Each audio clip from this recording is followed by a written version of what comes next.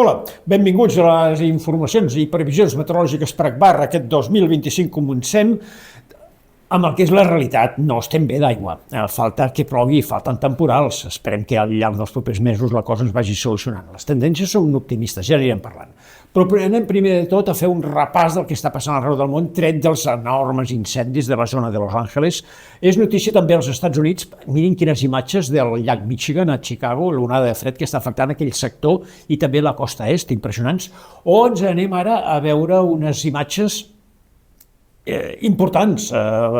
Tot això que veuen són centenars de milers de plaques solars que a Austràlia que donen energia a més de 200.000 llars. Hem d'anar cap aquí, lògicament a llocs on es puguin posar aquestes plaques. I per últim, imatges també molt curioses i molt interessants. Això que veuen és com una mena de realitat virtual amb una mena de focus a la zona zenital i tu amb les mans vas fent muntanyes o valls i després poses la mà a sobre i et figura que són aiguats, rierades, és a dir, per estudiar exactament això, el perill de riuades, depenent de la geografia d'una zona, molt interessant.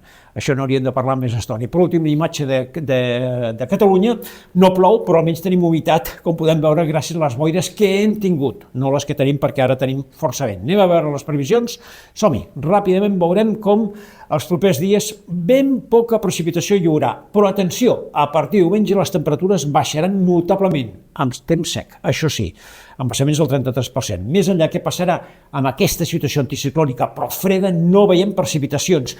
Podria entrar llevant, però això seria a partir del 19-20 o fins i tot 22-23. Anirem parlant de moment, poca pluja. Adéu-siau.